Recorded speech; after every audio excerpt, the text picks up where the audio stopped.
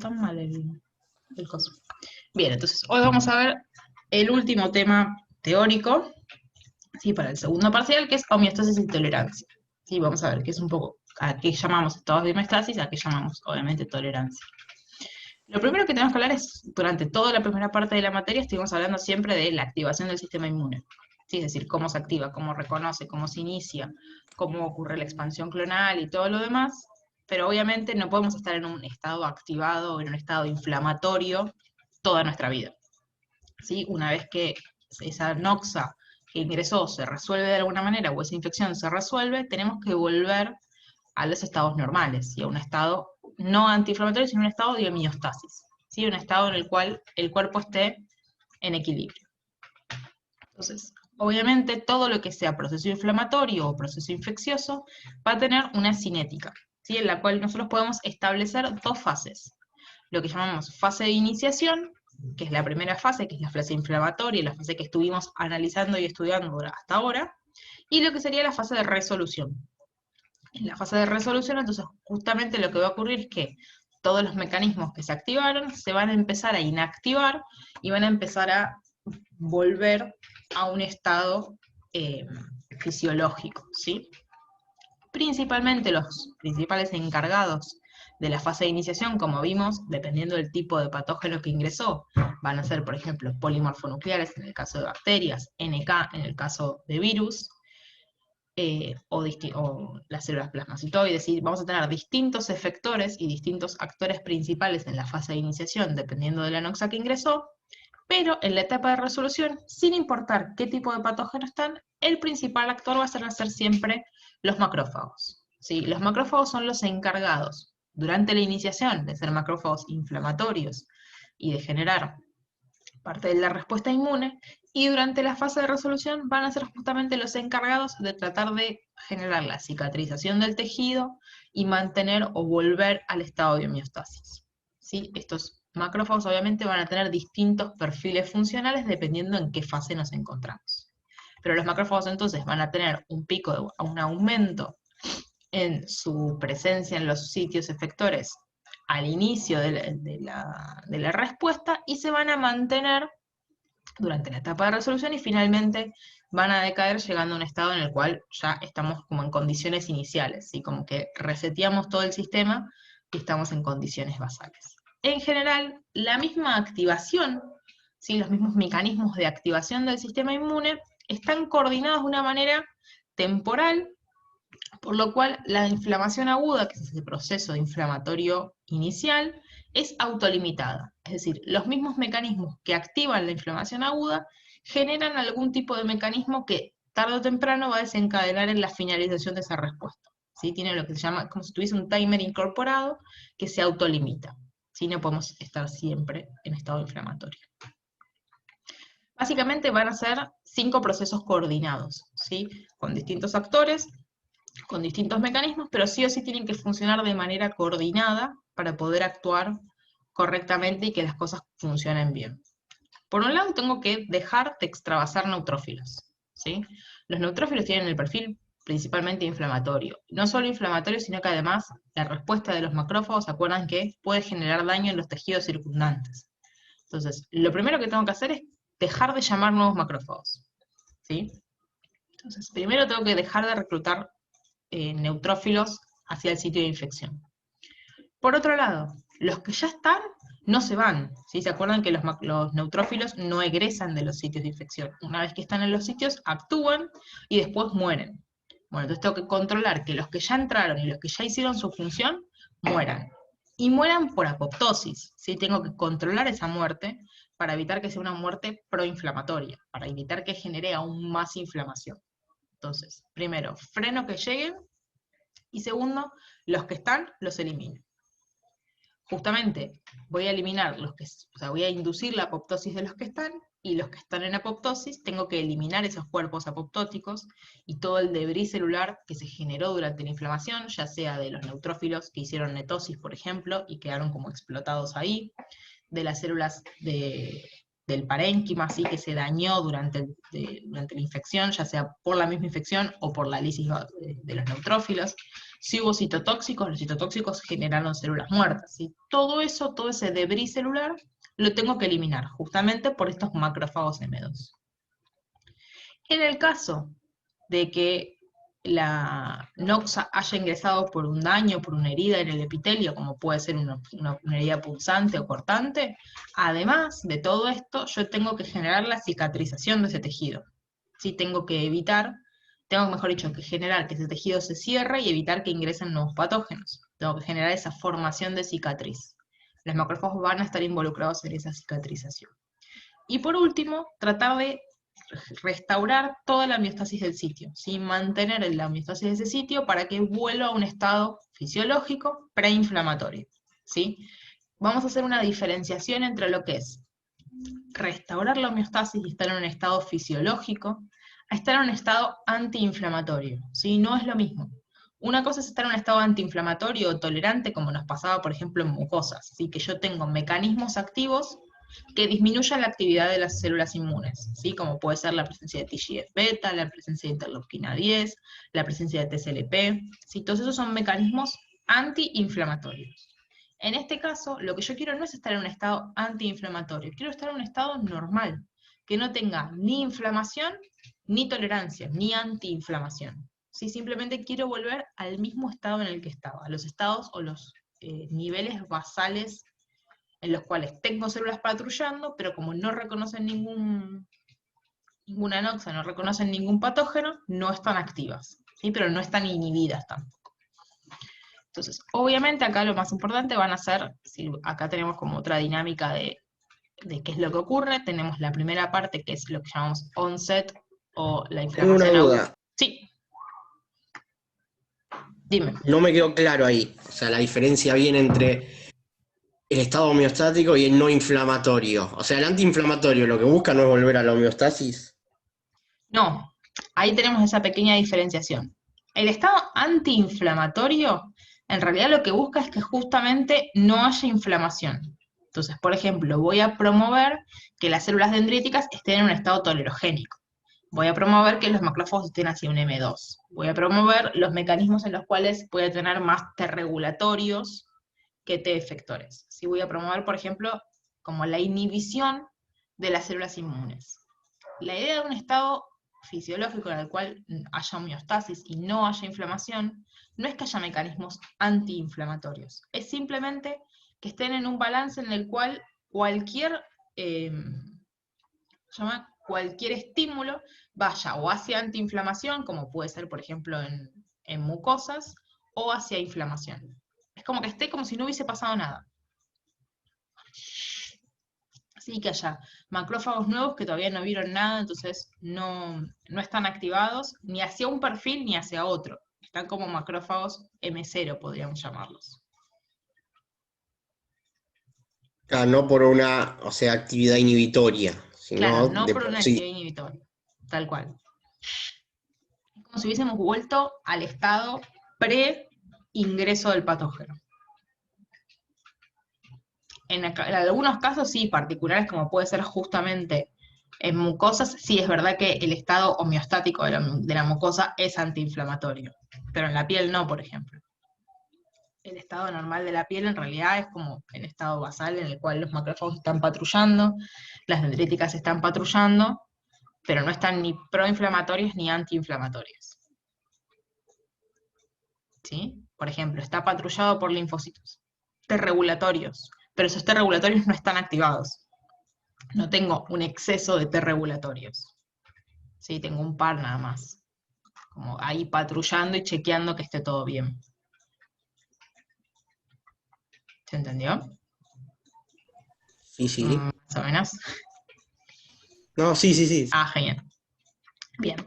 Entonces, en lo que llamaríamos el onset o la activación, el estado inflamatorio, lo que vamos a tener siempre es un balance corrido hacia, en este caso, neutrófilos, por ejemplo, ¿sí? Que es el principal efector.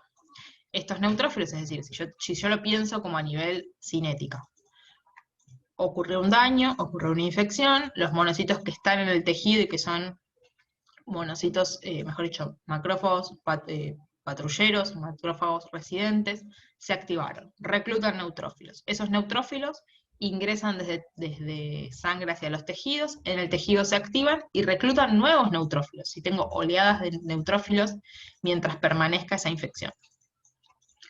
A su vez, esos neutrófilos lo que van a hacer es reclutar monocitos, que cuando ingresan a los tejidos de sangre periférica, esos monocitos se van a transformar en macrófagos, ¿sí? Inicialmente esos macrófagos van a ser proinflamatorios, ¿sí? Porque están rodeados de un ambiente proinflamatorio.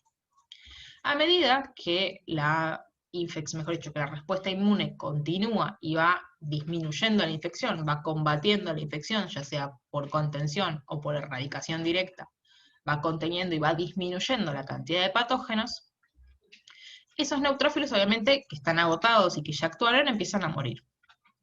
Esos macrófagos, esos neutrófilos, perdón, que empiezan a morir, van a empezar a generar señales que van a atraer nuevos monocitos.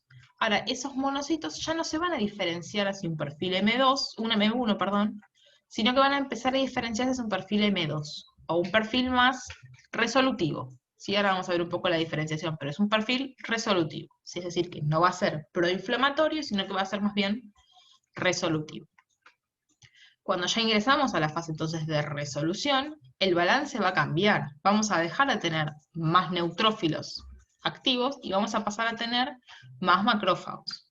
Macrófagos que van a estar fagocitando, ¿sí? Van a estar fagocitando a esos neutrófilos, y macrófagos que van a estar secretando todas las citoquinas y los factores necesarios para volver a esa homeostasis. El primer paso o el primer mecanismo que necesitamos justamente es el cese de la extravasación. Y eso va a ocurrir básicamente por dos motivos. Por un lado, porque se dejan de producir las quimoquinas y las citoquinas proinflamatorias que normalmente atraen a los monocitos, o que normalmente atraen a los neutrófilos, ¿sí? Dejo de producirlo porque las células dejan de estar en contacto tanto con los patógenos, y por el otro lado, porque hay mecanismos activos, ¿sí? Todo esto, históricamente se creía que el cese de la resolución de la infección era simplemente un mecanismo pasivo.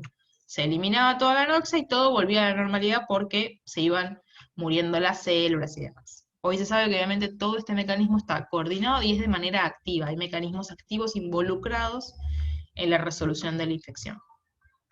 Entonces, por un lado vamos a disipar, o sea, vamos a dejar de generar quimoquinas y citoquinas proinflamatorias.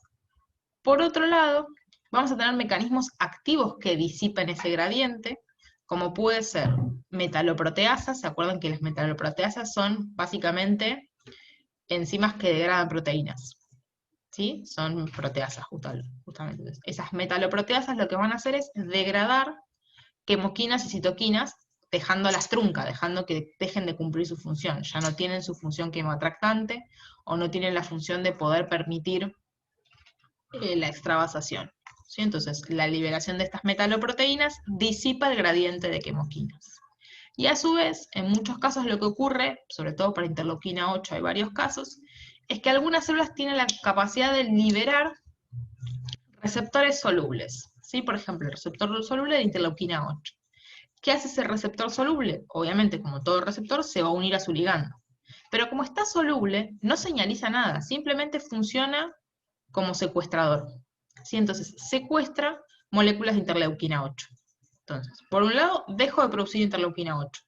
Por otro lado, la que está producida o la secuestro por estos receptores, se les llama receptores solubles o receptores huérfanos, por esos receptores solubles, y por otro lado, tengo metaloproteasas que las eliminan. Entonces, estos tres mecanismos lo que hacen justamente es disipar el gradiente de quimoquinas, dejar de reclutar nuevos neutrófilos. Más aún, todavía, como si fuese poco, hay otras células, por ejemplo los neutrófilos incluso, y los macrófagos M2, que liberan lo que se llaman mediadores lipídicos. Son mediadores que son lípidos, o son grasas, que básicamente son lo que se llaman lipoxinas, resolvinas y protectinas, que lo que van a hacer es inhibir la infiltración de neutrófilos, inhibir la extravasación de neutrófilos hacia los tejidos, y promover la extravasación de monocitos. Ahora, de monocitos que en tejido después se van a transformar en resolutivos. ¿Sí? Entonces, estos mecanismos en conjunto, la disipación de las quimoquinas por cualquiera de los mecanismos y la expresión de mediadores lipídicos específicos, ahora sí, antiinflamatorios por el momento, o lo que son las resolvinas, lo que va a hacer es favorecer justamente la inhibición de la infiltración de neutrófilos, favorecer la infiltración de monocitos y en conjunto además favorecer la apoptosis y el uptake de esos neutrófilos apoptóticos. Justamente estos neutrófilos que ya extravasaron y que ya estaban en los tejidos y son los que actuaron, ya sea porque hicieron fagocitosis, porque hicieron liberación de citoquina, o porque hicieron NETs, o cualquiera de los mecanismos que vimos de acción de los neutrófilos, van a entrar en apoptosis. Ya sea porque tienen un timer específico, sí que cuando se activan entran en apoptosis porque su vida media es muy cortita una vez activados, o porque el mismo ambiente genera señales proapoptóticas. ¿Sí? Cuando ya no hay tanto estado inflamatorio, porque no hay tanta presencia de el microorganismo que generó esa inflamación, empieza a ocurrir la liberación de algunos mediadores que inducen la apoptosis. ¿Sí? Por ejemplo, que la célula genere especies reactivas del oxígeno, ¿sí? Genere el estallido respiratorio que hace cuando fagocita. Para el neutrófilo, esos ROS, esas especies reactivas del oxígeno, funcionan además de como estallido respiratorio para la eliminación del patógeno, como señal de que no me queda mucha vida, ¿sí? Que voy a entrar en apoptosis. ¿Sí? Genera como gatillo de la apoptosis. Esos neutrófilos, ¿sí? Que ingresan en apoptosis, ¿se acuerdan que se generan estos cuerpos apoptóticos que tienen como las vesículas, ¿sí? Que obviamente tienen que mantener la integridad de la membrana? La presencia de estos neutrófilos apoptóticos libera dos tipos de factores, o mejor dicho, expresa dos factores. Por un lado, lo que se llaman Find Me Signal, ¿sí? Que son mediadores solubles, que son liberados al ambiente y que justamente lo que van a hacer es señalizar a los monocitos, ¿sí? E indicarle a los monocitos, vení a buscarme porque estoy entrando en apoptosis, ¿sí? Vení, find me, vení a buscarme, vení a encontrarme, ¿sí? Porque voy a entrar en apoptosis y necesito que me eliminen. Sí, que van a ser solubles, y por otro lado lo que se llaman Eat Me Signals, que van a estar expresadas en la membrana. ¿Sí? Estas Eat Me Signals lo que van a decirle al monocito es, ahora sí, cómeme, porque ya entré en apoptosis. ¿Sí? Las típicas Eat Me Signal son la fosfatidilcerina, ¿sí? Que todos sabemos que una célula que exprese fosfatidilcerina en membrana implica que está en apoptosis, ya que ingresó en apoptosis, por ende los monocitos se las van a fagocitar. Este proceso en el cual los neutrófilos generan estas Find Me e Eat Me Signals, lo que genera es que el macrófago obviamente lo fagocite, pero lo fagocite en un proceso particular que se llama esferocitosis. ¿Sí?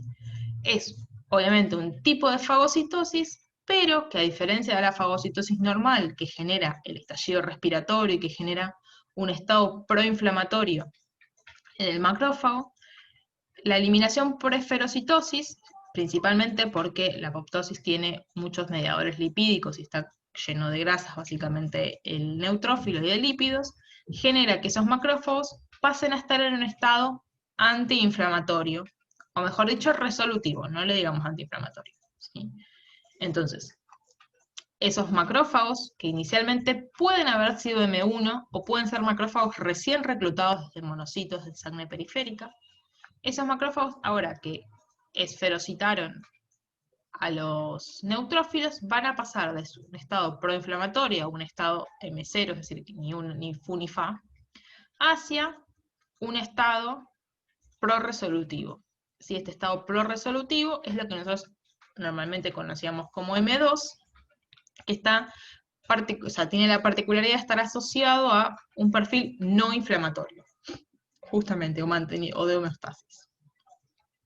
Históricamente siempre se habló de los perfiles M1 y M2 y que se los hablaba como algo estanco o estático, ¿sí? O el monocito iba hacia M1 o el monocito iba hacia M2.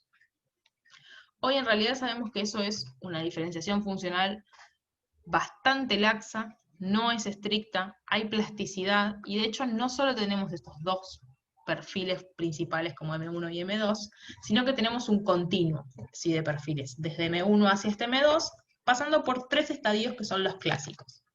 Los 3 estadios clásicos de los que podemos hablar es el M1 clásico justamente, proinflamatorio, que libera, tiene acción antimicrobiana y está modulado por PAMs y citoquinas proinflamatorias.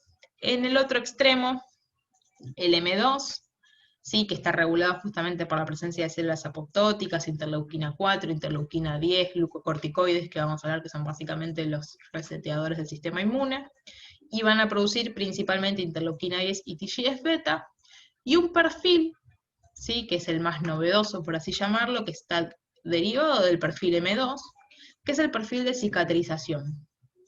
Es bastante similar a lo que sería un perfil M2, está prácticamente inducido por los mismos factores que un perfil M2 o alternativo. Sin embargo, además de producir interleuquina 10 y TGF-beta, va a producir componentes de la matriz extracelular y va a producir factores trópicos o de crecimiento.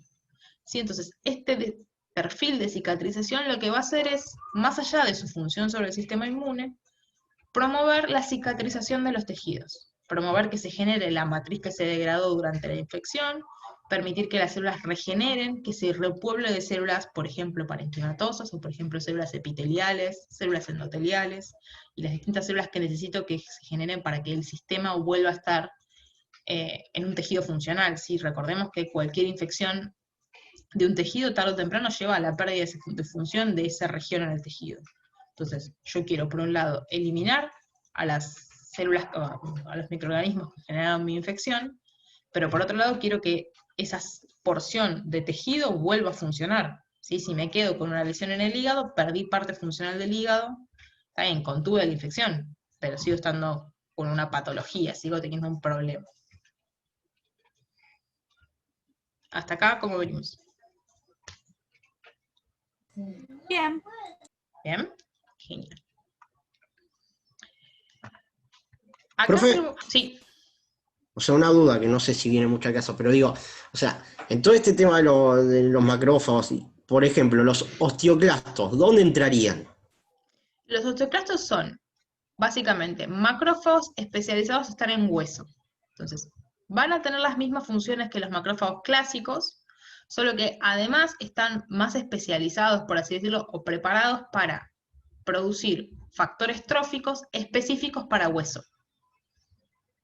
¿Sí? Entonces, por ejemplo, no es lo mismo un macrófago que está en piel, que tiene que reclutar células para regenerar la piel, que un macrófago que está en las células de Kupffer, que son las que están en el hígado, por ejemplo, para reclutar células de hígado, o en el caso de los osteoclastos, que tienen que reclutar células en hueso.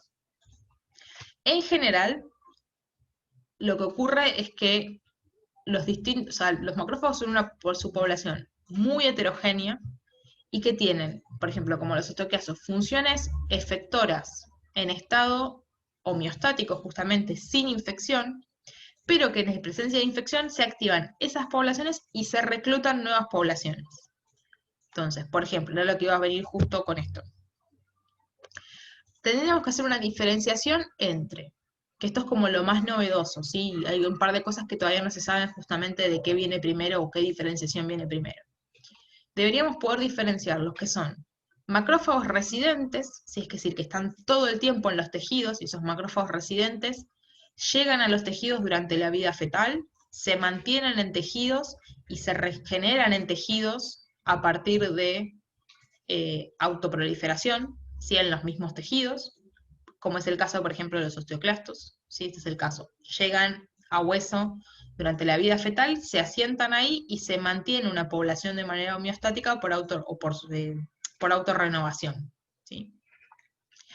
Esos macrófagos residentes van a estar funcionando principalmente en homeostasis y van a estar principalmente funcionando como removedores de células apoptóticas, liberación de proteínas, armado de matriz extracelular, ¿sí? Mantenimiento de las células que están en ese tejido, y están en constante crosstalk con células endoteliales, fibroblastos, epitelio y células del sistema inmune. ¿Sí? Están como manteniendo la homeostasis de esos tejidos. Esto sería, por ejemplo, el caso de un osteoclasto, justamente asociado o diferenciado para todo lo que es mantenimiento del sistema óseo.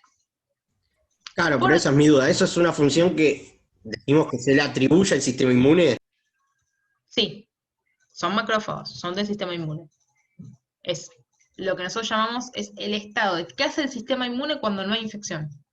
Nosotros siempre pensamos al sistema inmune en estado de infección. Ahora, nosotros no vivimos infectados. De hecho, durante gran parte de nuestra vida nosotros estamos en la homeostasis, estamos en condiciones fisiológicas y no tenemos ninguna noxa contra quien pelearnos. En ese momento, en esas situaciones, el sistema inmune sigue funcionando. Básicamente, las principales células que van a estar funcionando van a ser las células reguladoras. Macrófagos van a tener funciones estructurales, podríamos decir, como es el caso de los osteoclastos. Las dendríticas van a estar patrullando y van a estar manteniendo la homeostasis, y vamos a ver ahora cuando veamos los mecanismos reguladores de tolerancia. Lo mismo que las células del sistema adaptativo, ¿sí? Van a estar en un estado de tolerancia, ¿sí? Tratando de mantener que las posibles autorreactividades o incluso las posibles células cancerígenas no proliferen. Entonces, en homeostasis van a estar estos macrófagos residentes. Cuando tenemos un estado de injuria o un estado de infección o de lesión o de lo que sea, vamos a seguir teniendo estos macrófagos residentes, pero a su vez vamos a reclutar monocitos desde médula ósea. Estos monocitos se van a diferenciar a macrófagos cuando lleguen a tejido y son los que nosotros consideramos macrófagos derivados de monocitos. Tienen distinto origen embrionario. Si una cosa son los macrófagos residentes y otra cosa son los macrófagos derivados de monocitos. Y acá entra la gran discusión durante la resolución de la infección. ¿Cuáles son los monocitos encargados de la resolución de la infección? ¿Son realmente los monocitos homeostáticos, los que ya estaban, los monocitos residentes, los macrófagos residentes? ¿O son los macrófagos derivados de monocitos? Hay un poco de duda todavía, básicamente porque los experimentos todavía los marcadores no son tan claros como para diferenciar exactamente cuál es el origen de cada macrófago, y justamente se vio que no es lo mismo dependiendo del tejido. ¿Sí? Por ejemplo, en hueso se vio justamente que todo lo que es homeostasis y resolución está más asociado a macrófagos residentes, y los macrófagos derivados de monocitos se encargan únicamente de la etapa infecciosa, de la etapa inflamatoria. Sí, básicamente es como que tenemos dos poblaciones. Los macrófagos residentes, que serían los osteoclastos, van a estar asociados a mantenimiento de la homeostasis en condiciones normales y vuelta a la homeostasis. Y cuando tengo una infección en hueso, se activan los macrófagos derivados de monocitos, funcionan en ese momento y listo. ¿Sí? Están como que van, infiltran, hacen su función y son eliminados, o son removidos. Eso depende un poco justamente de cada tejido y depende de la respuesta de cada tejido. ¿Sí? Si está como viendo un poco, se están viendo las evidencias ahora, todavía es algo que está bastante nuevo y se está estudiando recién ahora. Por ejemplo, en mucosas es distinto, en mucosas casi todo es macrófagos derivados de monocitos, y hay muy pocos macrófagos residentes, por ejemplo. ¿Respondí más o menos tu pregunta? Sí, me Bien. quedó claro eso. Acá, mi duda era más que nada, por ejemplo, no sé, los osteoclastos, por ejemplo, fue el ejemplo que se me vino primero. Uh-huh. El tema remodelado de la matriz ósea, que a veces no tiene nada que ver con un proceso infeccioso en sí, sino a veces la demanda de calcio y etcétera. Sí. O sea, eso en realidad esa es mi duda. O sea, todos esos No, procesos, ¿cuál se los atribuye al sistema inmune? Porque mucho no sí. pareciera que tuviera. O sea, se les atribuye al sistema inmune porque el encargado de hacer eso es el sistema inmune. Son células del sistema inmune.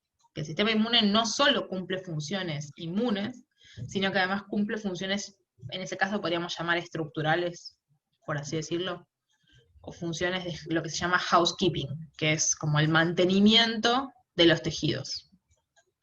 Por ejemplo, las células del hígado, las células de Kupfer, que son los macrófagos de hígado, son los encargados de, en condiciones normales, la renovación de los glóbulos rojos. Los glóbulos rojos que están viejos, las células de Kupfer son las que lo eliminan. Y eso tampoco es de parte de, como si fuese del sistema inmune. Porque no es que hay una infección, no es que hay un patógeno, Ahí está, ese es era otro ejemplo. mantenimiento. Es Esa era mi duda. mantenimiento. Eso es homeostasis también. Eso también lo metemos Homeostasis. en. Claro. Serían las funciones homeostáticas. Son todas las funciones que cumple el sistema inmune cuando no hay infección. que básicamente son como los macrófagos, principalmente o secretan matriz o sea, son macrófagos, es decir, fagocitan, van a hacer funciones más bien de depuración.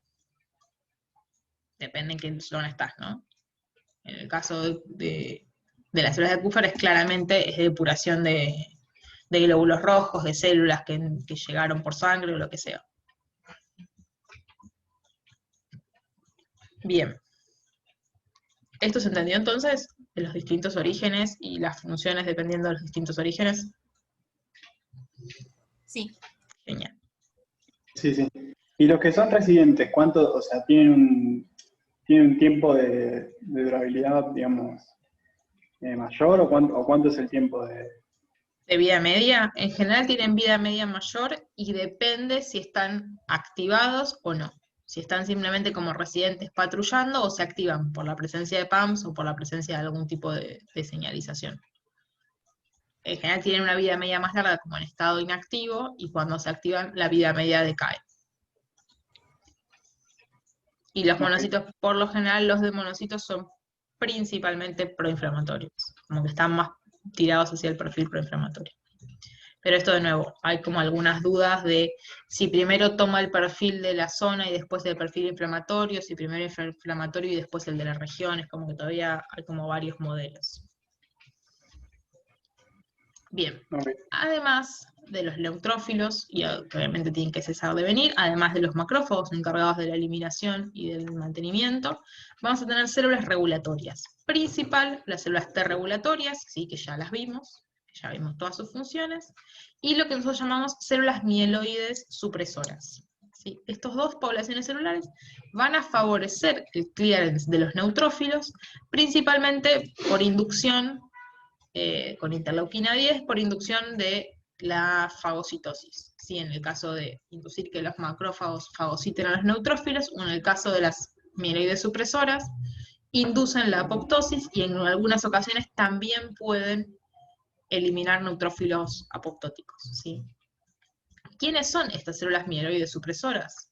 Básicamente las células mieloides supresoras pueden ser monocíticas o granulocíticas, tienen un origen muy similar, de hecho tienen el mismo origen que los monocitos y que los neutrófilos, pero tienen funciones regulatorias, ¿sí? Tienen un perfil regulatorio o antiinflamatorio, ¿sí? Y lo que van a hacer es ejercer sus funciones regulatorias prácticamente sobre todas las poblaciones celulares y sobre todos los tipos celulares.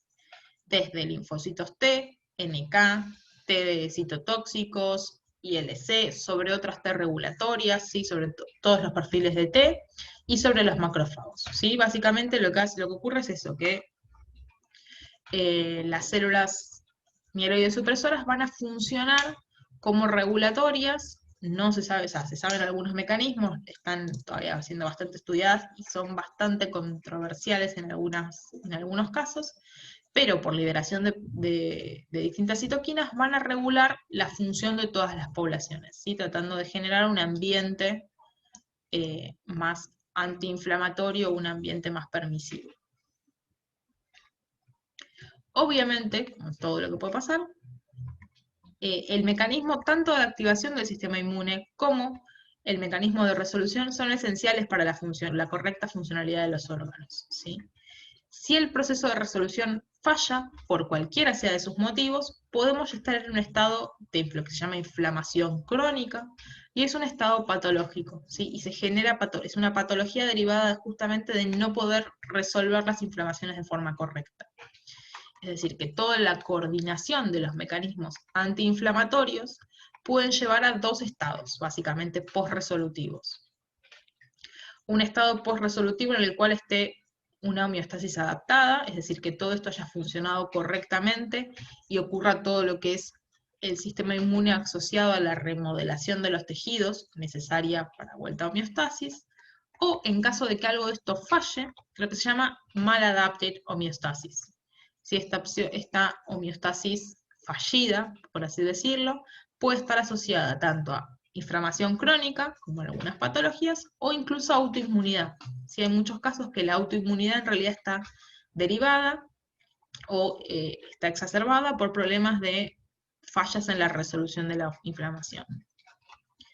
Como siempre vamos a tener que mantener todo correctamente funcionando, ¿sí? Fallas en la activación del sistema inmune genera problemas de inmunodeficiencias. Fallas en el problema de apagar al sistema inmune genera inflamación crónica y autoinmunidad, ¿sí? Siempre tenemos que estar en un estado en el que todo tiene que estar muy coordinado y todo tiene que estar funcionando correctamente.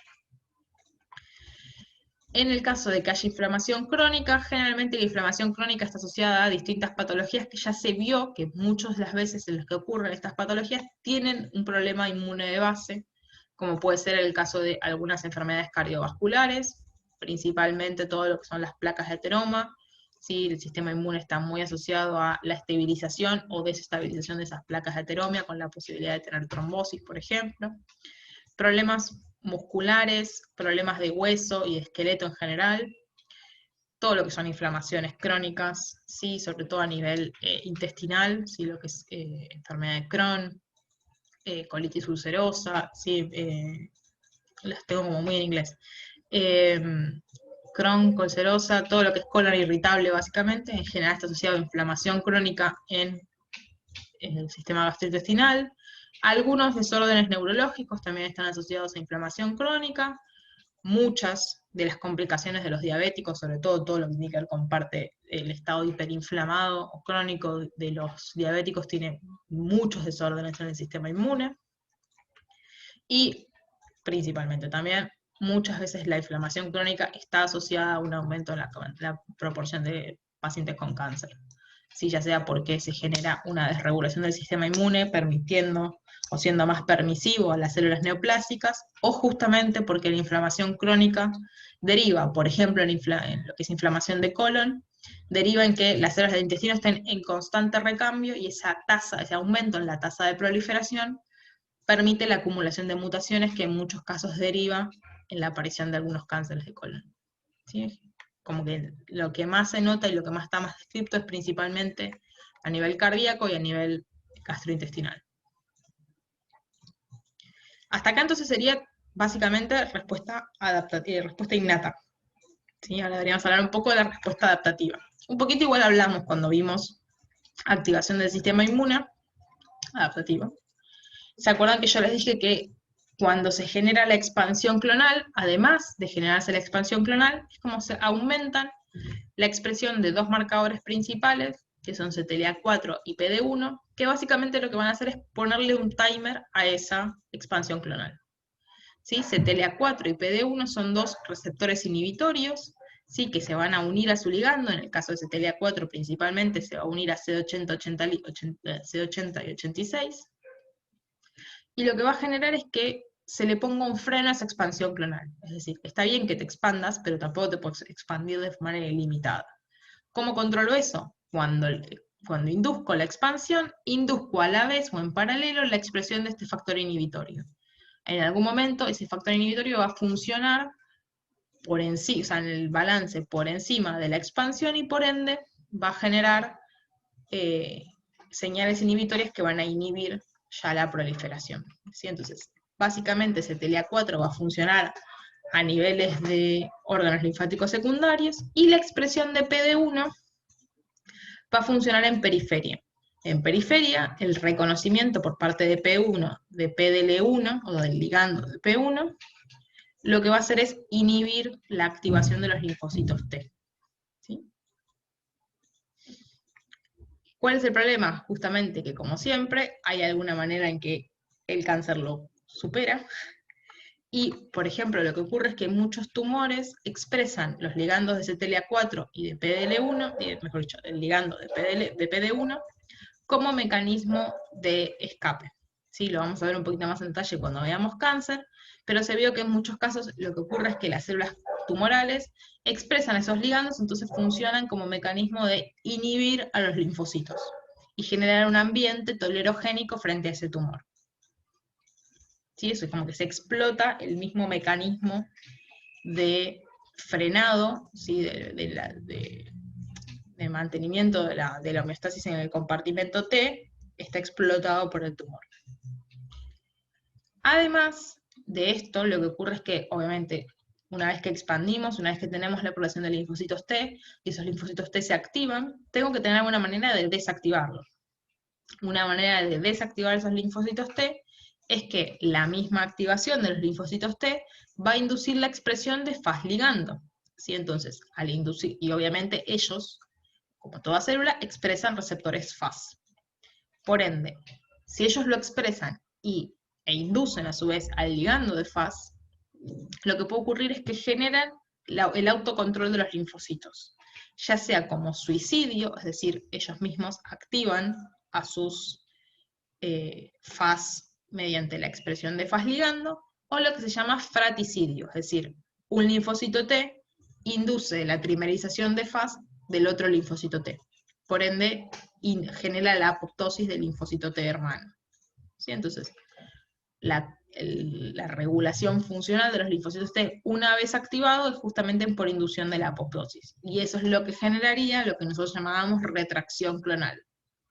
Una vez que los linfocitos T se activan, cumplen su función efectora, tienen que ingresar en lo que se llama retracción clonal, que es la eliminación de esos clones reactivos.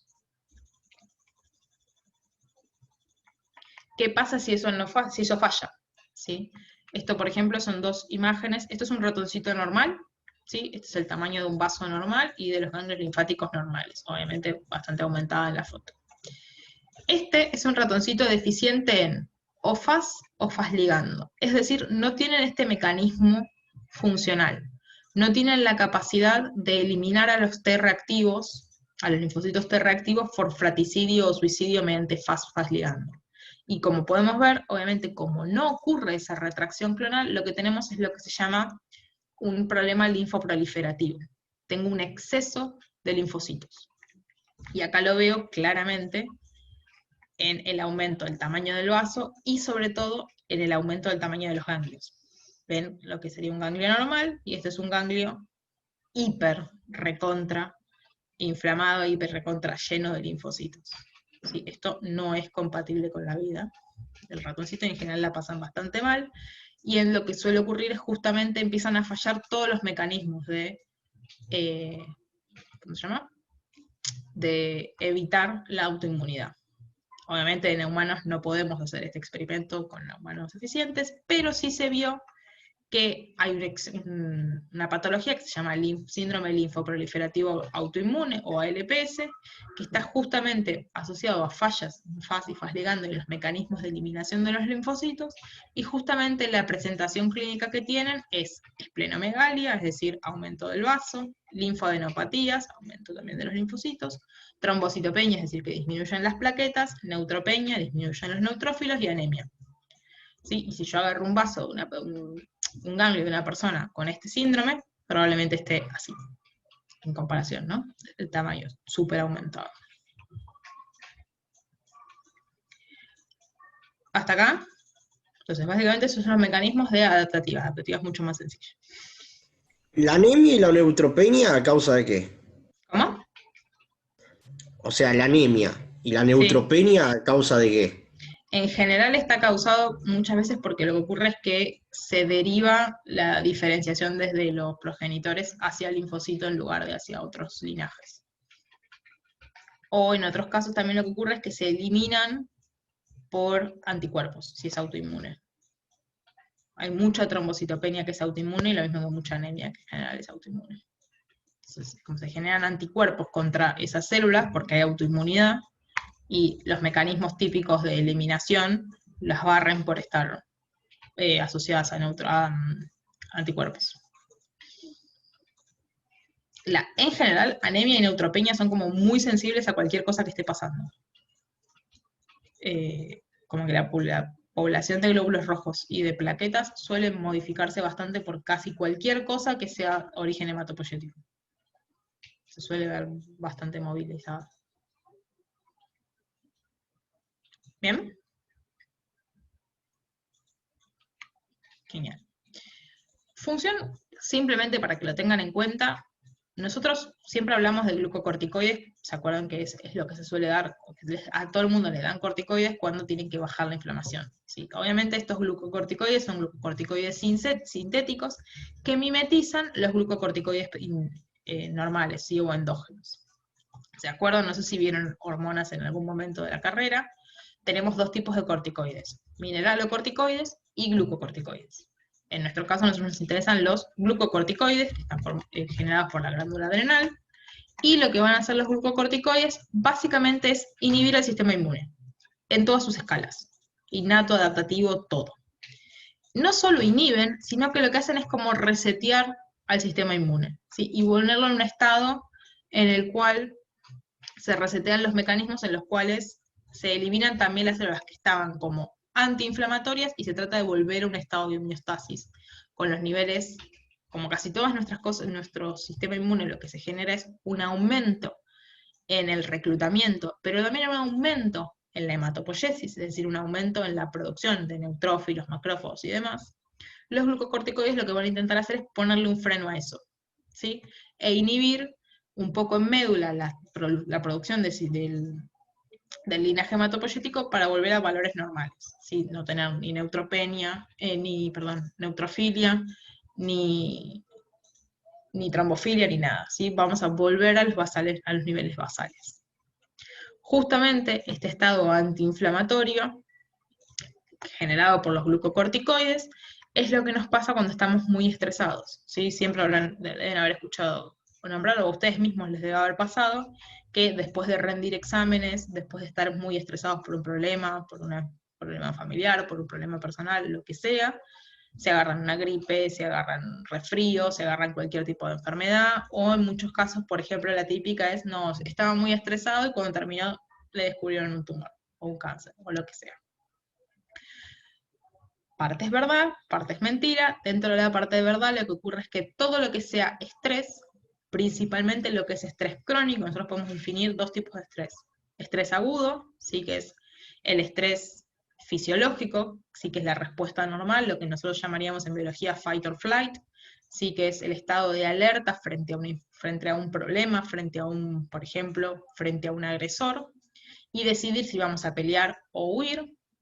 Ese estado de estrés lo que va a hacer es inhibir todas las funciones no vitales esenciales en ese momento y favorecer justamente el escape o la pelea. Dentro de las cosas que se inhiben por el estrés, justamente por no ser esencial en ese momento, es el sistema inmune, ¿sí?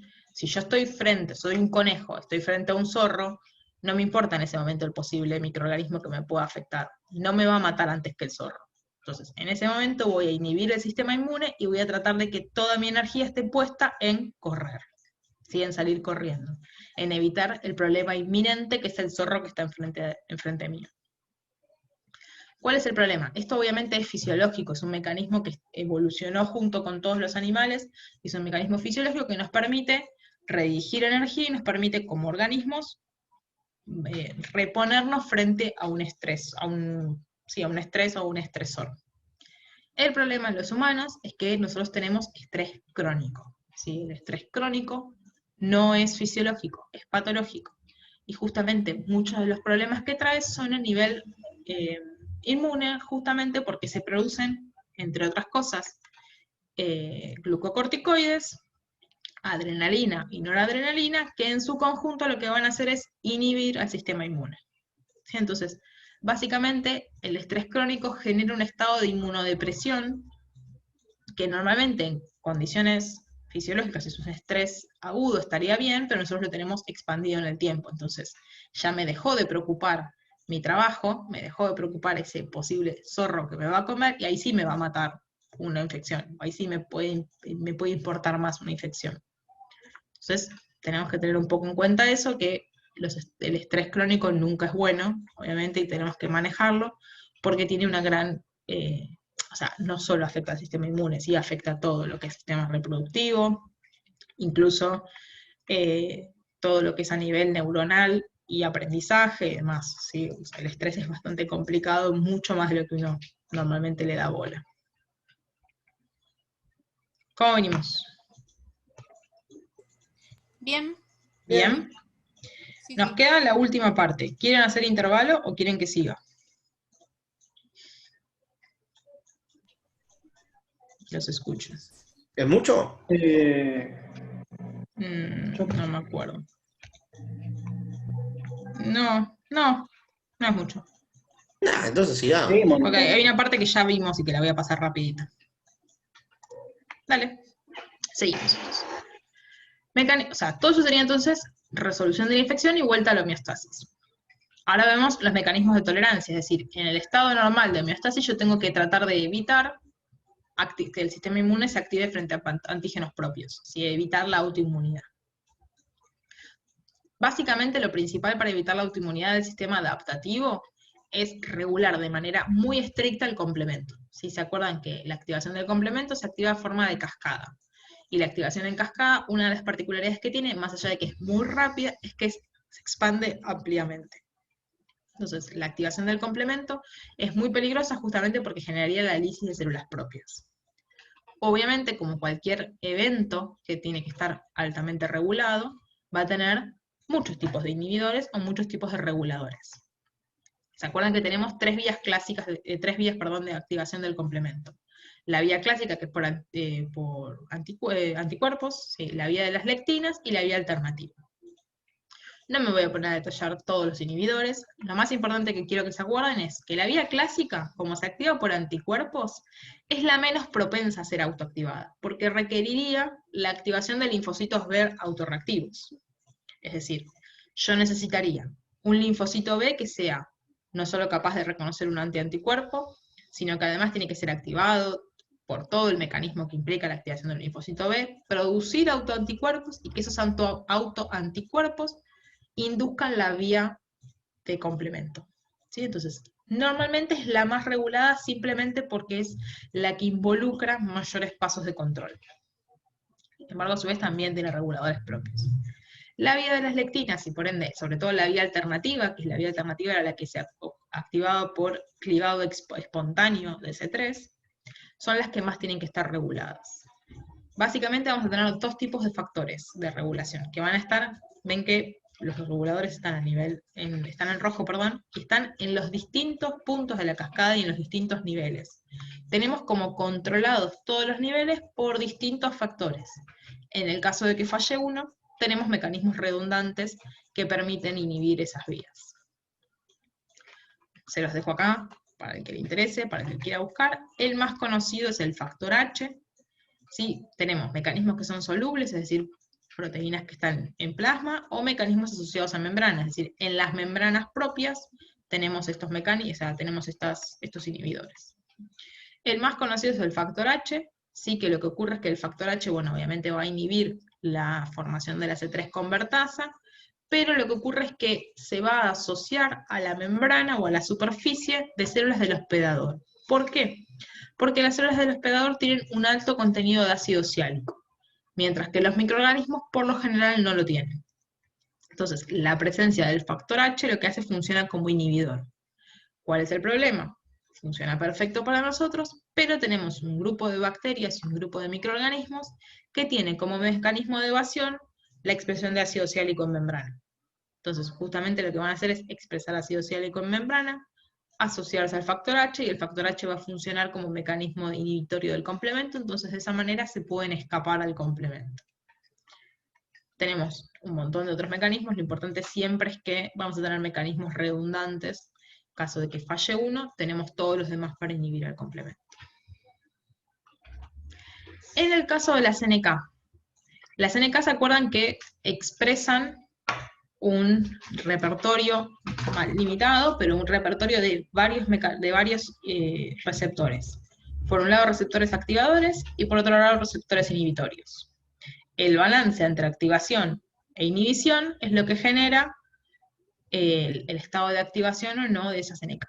Ahora bien, ¿cómo me aseguro de que esa célula CNK que expresan esos receptores, los receptores inhibitores, se acuerdan que la mayoría están asociados al reconocimiento del HLA, en especial HLA de tipo 1, ¿sí? Entonces, ¿cómo me aseguro que mi CNK reconozcan mi HLA? ¿Sí? Lo reconozcan por sus receptores inhibitorios. Hay postulados, básicamente, tres mecanismos. El de riostato se lo van a tener para leer en el apunte, no es el que es más aceptado, o no es el que está como más... Sí, por el momento en general se habla más del de la teoría o el modelo de licenciamiento y el modelo de armado y desarmado. Básicamente el modelo de licenciamiento funciona diciendo que yo tengo, durante la ontogenia de las células NK, las células NK van a pasar por un proceso de tolerancia o un proceso de reorganización en el cual, perdón, un proceso de maduración en el cual las NK inmaduras van a empezar a expresar sus receptores inhibitorios. Si esos receptores inhibitorios, que están dirigidos contra las moléculas del HLA, reconocen, ¿sí?, ese HLA en las células del estroma, que son las que están asociadas a su maduración, ese reconocimiento de las células inhibitorias, ese reconocimiento, perdón, por receptores inhibitorios, va a estimular la maduración, va a inducir la maduración de esa célula NK. Por ende, esa célula NK ahora va a estar lo que se llama armada o madura, y va a empezar a expresar todos sus receptores activadores.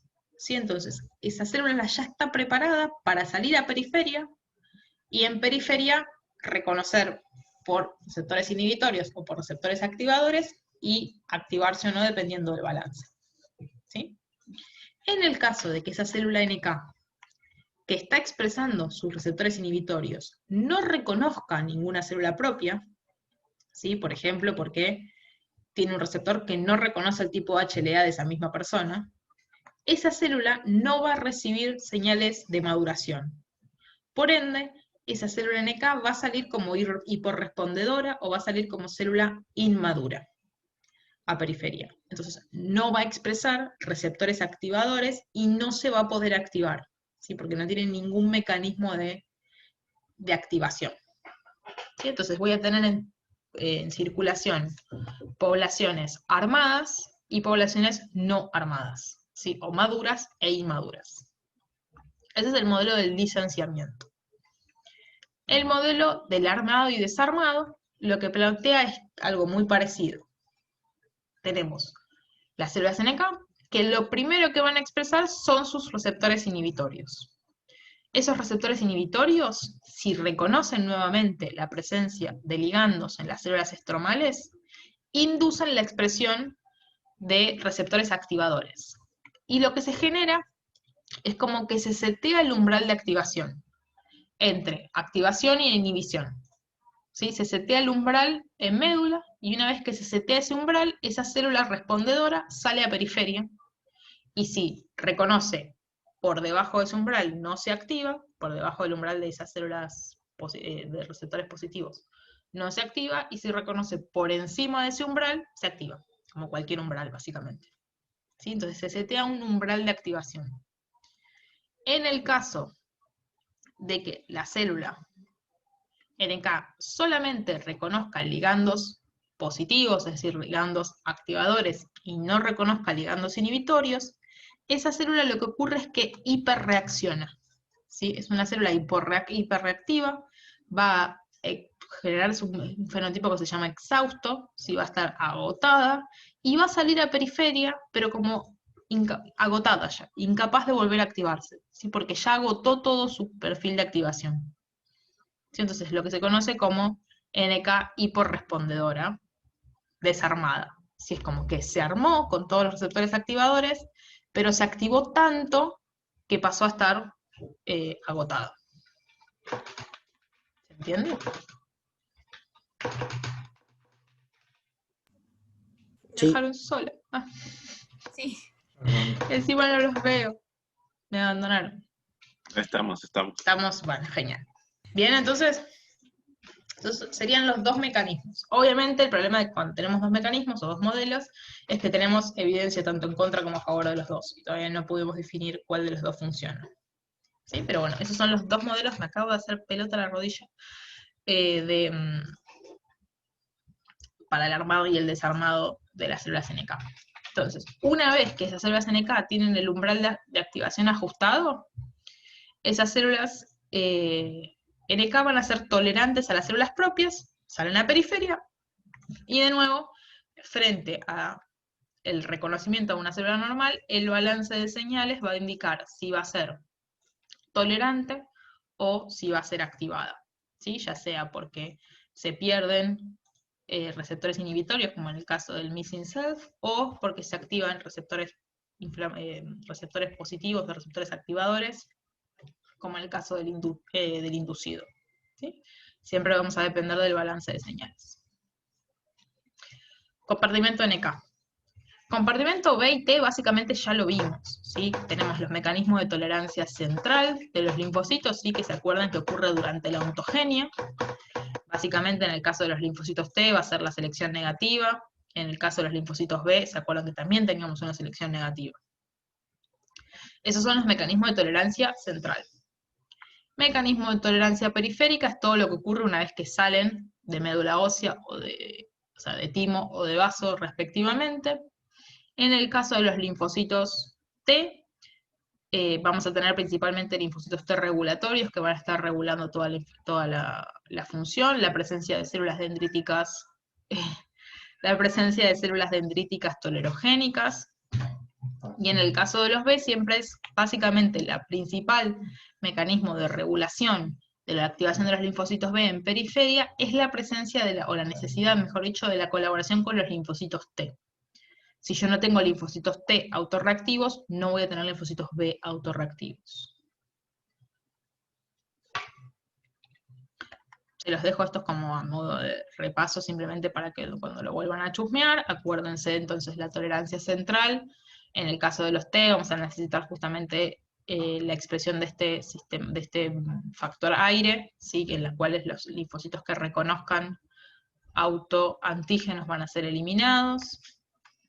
Además vamos a tener esta población de linfocitos T que estén como intermedios entre morirse por apoptosis en la selección negativa, morir por abandono en la selección positiva, pero que van a estar más cerca del autorreactivo, que van a ser los linfocitos T regulatorios. Estos linfocitos T regulatorios van a funcionar como mecanismos supresores sobre otros linfocitos T.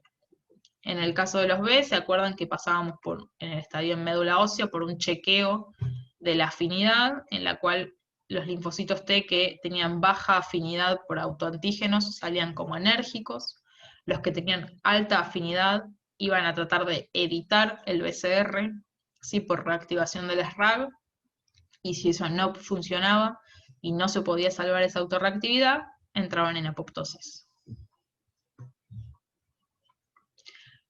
A nivel de mecanismo entonces de tolerancia periférica, vamos a tener siempre lo que nosotros consideramos, bueno, obviamente una respuesta normal, con un linfocito T que se activa por una célula dendrítica y funciona como un linfocito T.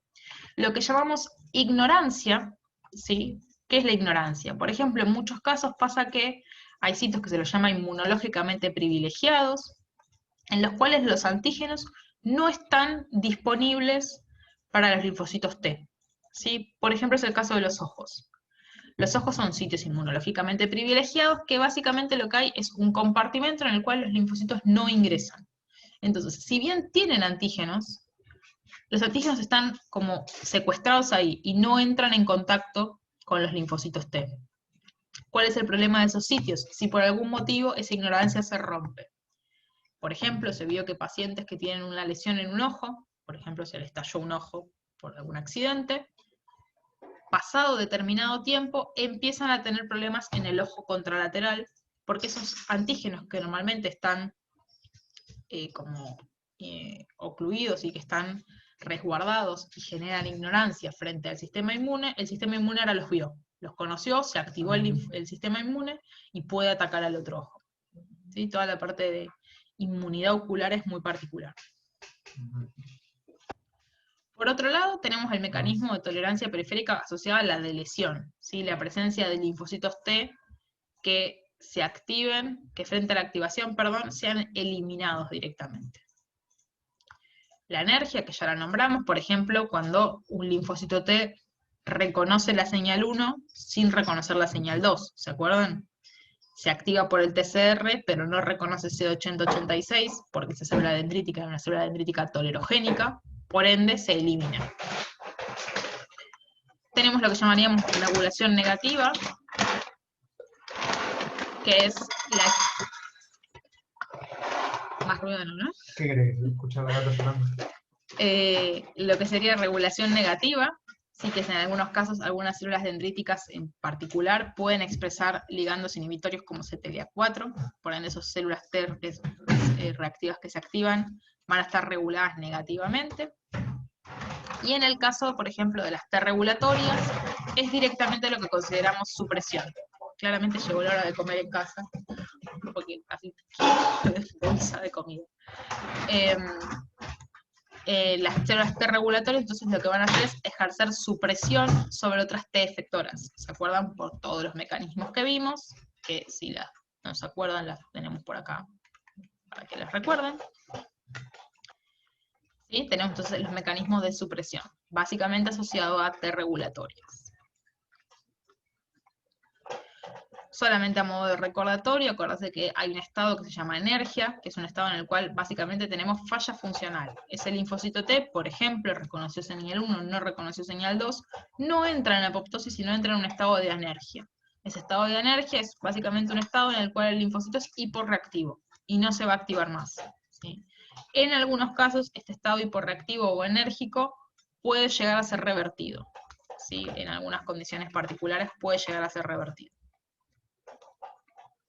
¿Se acuerdan de las dendríticas tolerogénicas? No me acuerdo qué tanto hablamos de las dendríticas tolerogénicas, pero básicamente nosotros tendríamos, así como vimos el estado maduro, el estado inmaduro de las células dendríticas pueden madurar hacia un estado particular que se llama tolerogénico, en presencia, o sea, cuando se activan en tejido, en presencia de una serie o un cóctel antiinflamatorio, como puede ser interleuquina 10, TGF-beta, VIP, vitamina, corticosteroides, ¿sí?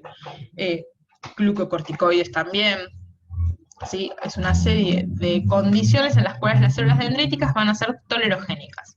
Estas células dendríticas tolerogénicas, una de las particularidades que expresan es, por un lado, la secreción de factores antiinflamatorios y por otro lado, sobre todo, bajos niveles de CD80 y CD86. ¿Sí? Entonces, si yo la célula dendrítica me voy hacia un perfil proinflamatorio, básicamente va a estar asociada como la que vimos clásica. Altos niveles de CMH, altos niveles de CD80 y altos niveles de CD86. Por ende, esto va a inducir proliferación T, activación de linfocitos TCD4, activación de linfocitos TCD8 y liberación de citoquinas proinflamatorias. La contraparte, o la dendrítica tolerogénica, va a tener bajos niveles de CD80 y CD86 y va a estar acompañada obviamente de la expresión de moléculas inmunomodulatorias.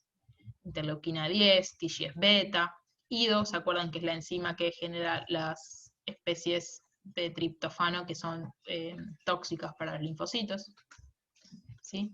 Y esto lo que va a hacer es principalmente generar un perfil antiinflamatorio y favorecer la proliferación de linfocitos T regulatorios, no T efectores.